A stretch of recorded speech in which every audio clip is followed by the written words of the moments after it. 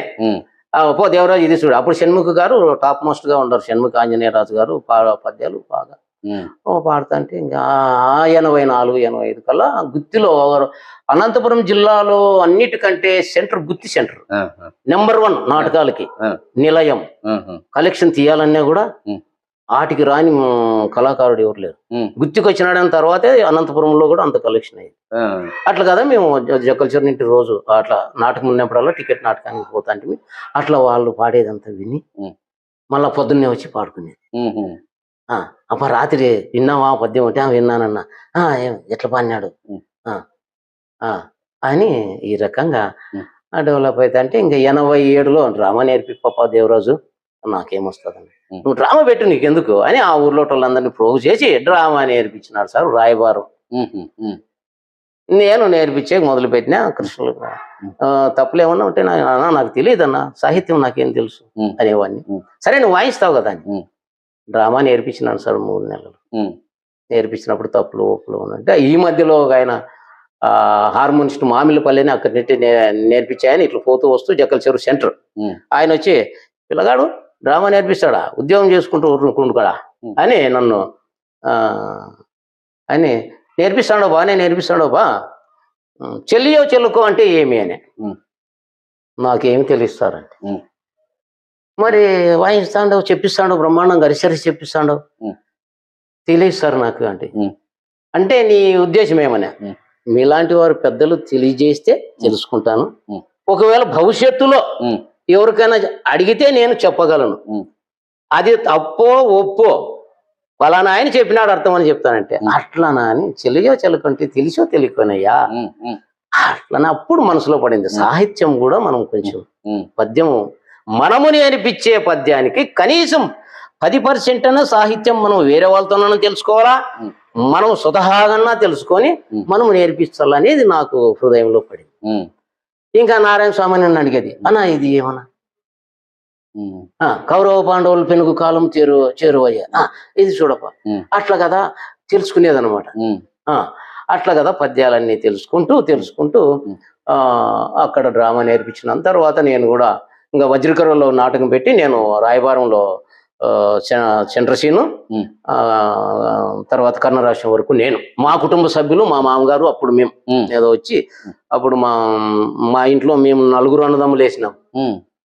మా మామగారు ఇంట్లో ఒకరు ముగ్గురు కేవలం నాలుగింట్లోనే రాయబారం అంతా ఆడినాం.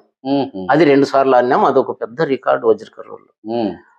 నేను ఇప్పుడు బాగా ఎంగలో ఉన్నాను, ఆడుతాండాను. యాటికి ఇడిస్తే ఆటికి పోతుంది గొంతు. గోవిందాస్ అని ఒక ఆయన పిలుచుకొచ్చుకుంటే హార్మోనిస్ట్, ఆయన నేర్చుకుంటే ఇంకా మళ్ళా ఇంకా ఈ వెంకటేశ్వరరావు గారు, గోపాలరావు గారు వీళ్ళంతా వచ్చినాయి. వస్తుంటే అన్ని చూసేది, నేర్చుకునేది. అబ్బాయి ఈ టైప్ బాగుంది, బాగుంది అని అట్లా కదా కొనసాగుతాను సార్. అప్పుడు ఇంకా రాత్రి గుత్తిలో పద్యం వినేది. అబ్బా అదిగో కాలం రేవులున్న సెలయేరు, బాగా పడినాడు దేవరాజు, నేను వాయిస్తాను, నువ్వు పాడప్ప అనేది నారాయణ స్వామి. సర్లే నా పాడతాను అనేది.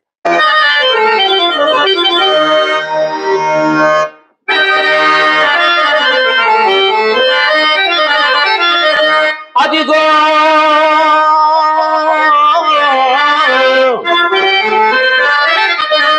కాళ్ళడరేవులున్న సెలయేరు,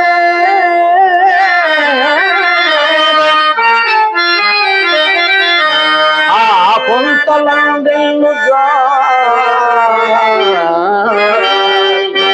దద్రముకొని కోయబడునట్లుంతో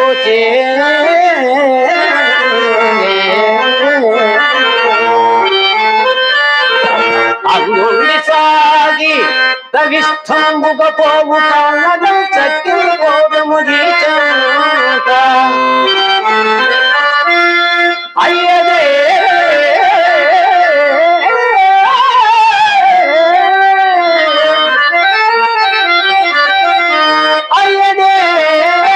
నీవారపు తాకు పొదము దియ్యంబైన ఎత్తాంజు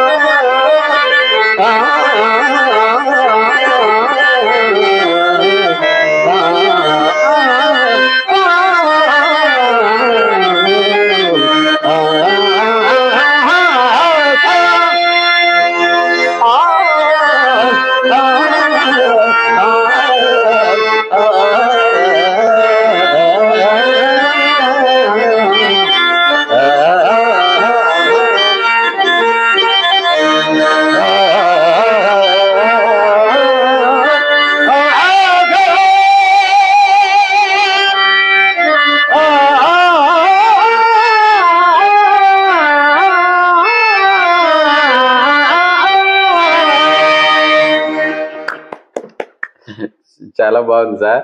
అంటే హార్మోనియంకు మీకు గురువు లేకపోయినా గురువు లేదు, సొంత ప్రయత్నము చేత అవగాహన అంటే వాళ్ళు నాకు నేను గ్రహించిండేది విజయరాజు గారిది, చీమకుర్తి నాగేశ్వరరావు గారిది, అంతకంటే ముందు డివి సుబ్బారావు గారు మహానుభావులు. ఆ మహానుభావుడు ఆంధ్రాలోనే నెంబర్ 1 కదా, ఆంధ్ర సేన. నేను ఆ డివి సుబ్బారావు గారిని చూసి పాడుతునేవాడిని. తర్వాత చీమకుర్తి నాగేశ్వరరావు గారు వచ్చిన ఆయనది కొంచెం పట్టుకున్నా. విజయరాజు గారు, చీమకుర్తి నాగేశ్వరరావు గారిది, డివి సుబ్బారావు గారి తదుపరి వీళ్ళు ఒక ఊపినారు. అవును. డివి సుబ్బారావు గారు చక్రవర్తి అయితే దేంట్లో సత్యహరిశ్చంద్ర భారతదేశానికే చక్రవర్తి అయిన వీళ్ళు సామంతరాజులుగా వీళ్ళు కూడా చీమకుర్తి నాగేశ్వరరావు గారు. తర్వాత నేను చూడలేదు గాని బి రతన్ కుమార్ గారు చాలా బాగా, బిజ్జం రతన్ కుమార్ గారు, ఆయనది విన్నాం, ఎప్పుడు చూడలే. అట్లా కదా వాళ్ళది రాత్రి వినేది, అవన్నీ మనసులో పెట్టుకునే ఆ సంగతులు ప్రాక్టీస్ చేసేది. కాబట్టి వాళ్ళే మాకు గురువులు, అంటే పరోక్షంగా. డివి సుబ్బారావు గారు పాదాభివందనం. ఆయన ఏ లోకంలో ఉన్నాడో గాని ఈ క్షణమందు ఆయన నేను మననం చేసుకుంటూ ఆయన పాదాలకి నా నమస్కారము. చీమకుర్తి నాగేశ్వరరావు గారికి నా నమస్కారము. తర్వాత విజయరాజు గారికి నా నమస్కారం. వారందరికీ పాదాభివందనాలు చేయాలి.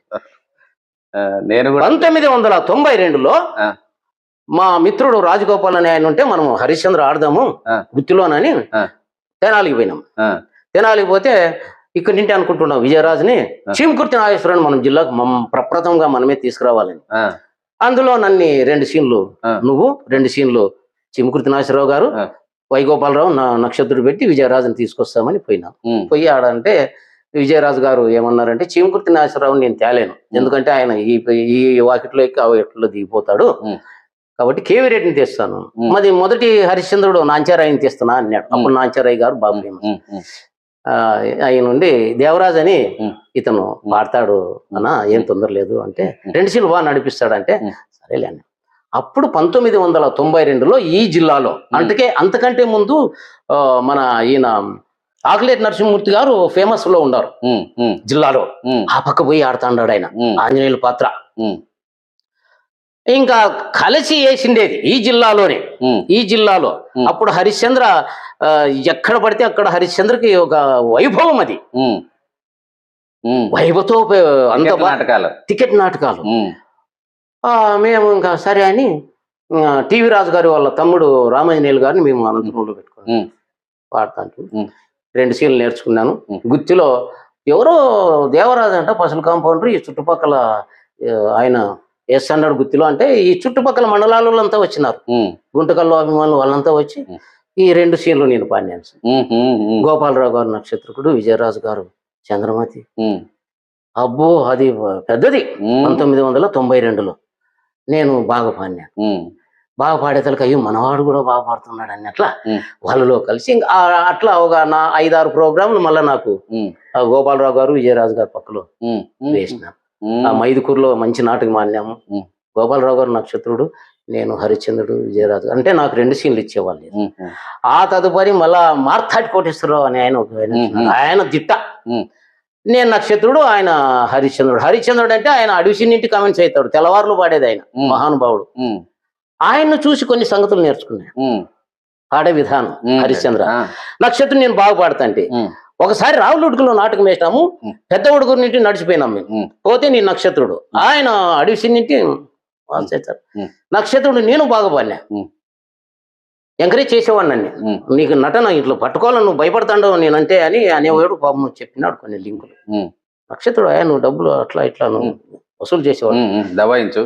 రావులుడికిలో కాటసీనికి విపరీతంగా స్పందన వచ్చింది, విపరీతంగా డబ్బులు చదివిస్తే విపరీతంగా పాడుతాడు. ఒక్కొక్క 10 2 సార్లు 3 సార్లు పాడతాడు. ఎంత నక్షత్రుడు పడినా కూడా నేను ఇంతేనేమో దేవరాజునే హరిశ్చంద్రలేకి తిరుగుదాం అని. అంతకుముందు 2 సీన్లు ఆడినా. మొదటి 2 సీన్లు వారణాసిలోకి వచ్చిన. వారణాసి నుంచి ఇంకప్పుడు ఇదంతా గుత్తిలో ఉన్నప్పుడే జరిగింది. ఇంకా 1996లో పామిడికి వచ్చి స్థిర నివాసం చేసుకున్నాం. ఉద్యోగరీత్యా చేసుకొని ఇక్కడ అడపాదడప ఇట్లా పాడేవన్నీ. ఇప్పుడు మొదటి సీన్లో ఒక పద్యం పాడినాం, ఇప్పుడు రెండో సీన్లో ఒక పద్యం పాడతా. పాడండి సార్.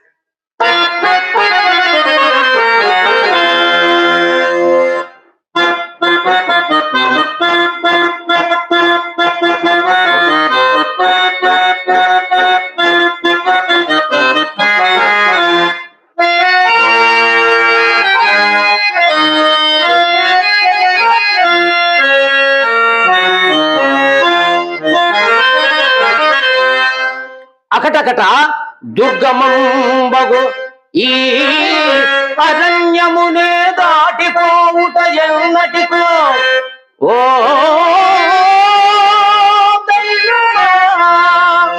సిరులు తూగు సతికి ఎంతటి దుస్థితి తెచ్చితివి.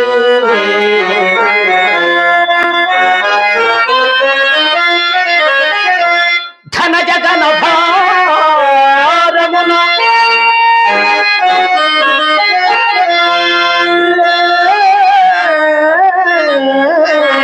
కౌను గునియా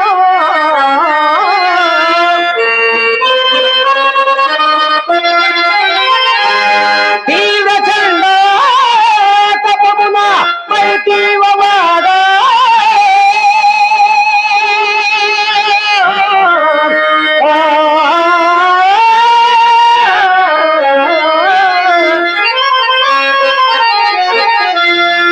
కనుగవతో రంగు కన్నీటి కాళ్ళతోడ నడువలేక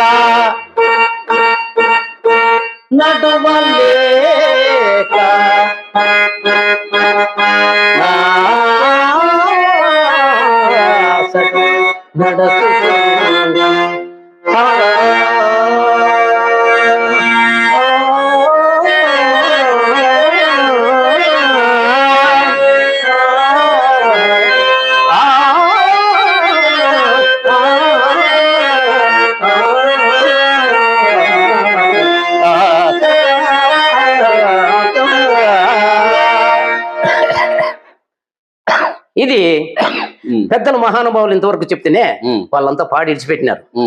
దీంట్లో కొంచెం నేను కొంచెం మార్పు చేసి అదే అదే అదే మొట్టమొదట డైలాగుతో కాకుండా పద్యంలోనే అది నాకు సార్ ఇట్లా నరసింహులు సార్ అని మాకు శతకములు 3 శతకములు రాసినాడు సార్. ఆ పద్యాన్ని కొంచెం వెరైటీగా చేయాలనుకుంటాను నేనంటే. ఆ పద్యాన్ని అంటే నేను చదివినాను సార్, అది సిరులు తూగు సతికి వేసుకోండి, అకటకట దుర్గమమ్మకు ఈ అరణ్యము దాటిపోవటం ఎన్నటికో కదా, ఆ గర్భ శ్రీమంతురాలైన దేవికి ఎంతటి ద్రోస్త తెచ్చిపెట్టి తిని దీనికి వేరేది రాసి చెప్పండి అంటే ఆయన అట్లే కవి ఆయన. సిరులు తూగు సతికి ఎంతటి దుస్థితి అనండి, దుస్థితి అంటేనే అప్పుడు మీకు సమ్మ సరిపోతుంది. ఈ సాకే వచ్చేసి సార్ ఆ సాకే అనండి సార్. ఈ సాకే వచ్చేసి భక్త తుకారాం సినిమాలోనిది. భలే భలే భలే అందాలు సృష్టించినావు అనే సాక్యం తెచ్చి ఇక్కడ తగిలేసి సార్ ఇంకోసారి అన్నాడు సార్.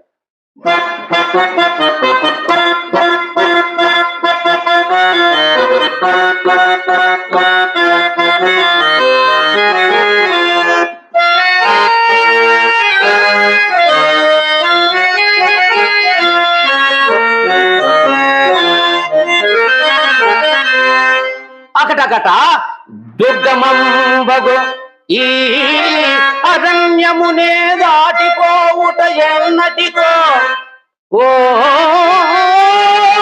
దైవమా సిరులు తూగు సతికి ఎంతటి దుస్థితి తెచ్చితివి.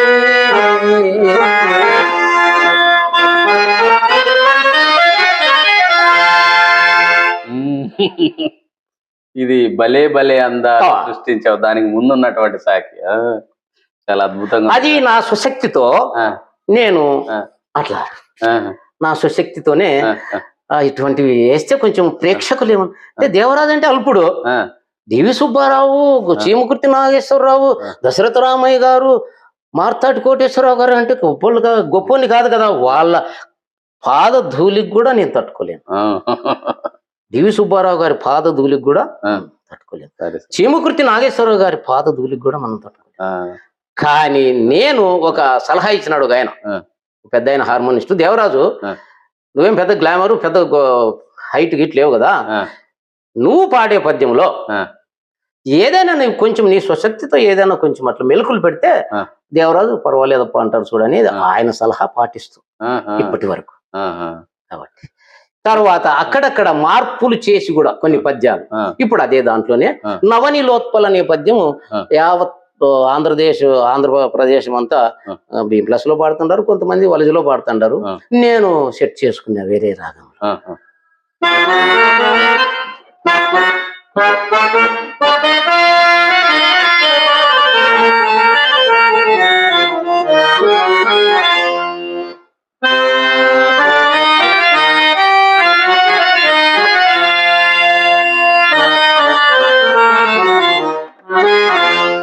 దేవి ఎట్లు నడవగలవు నవనిలోత్పల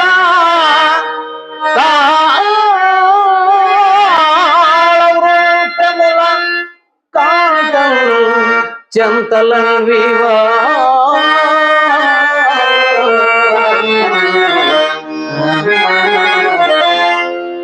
ఏ చిగురు కేలుక బాలయు నిన్ను సేవించు తోడురా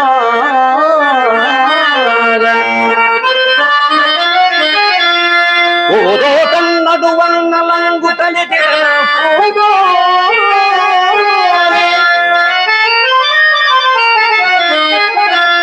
ఎట్లో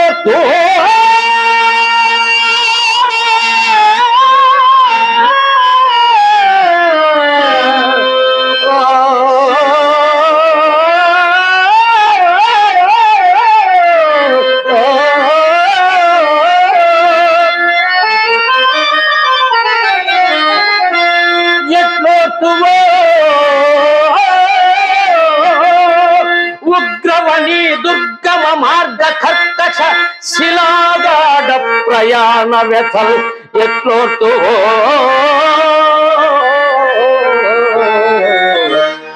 వనిత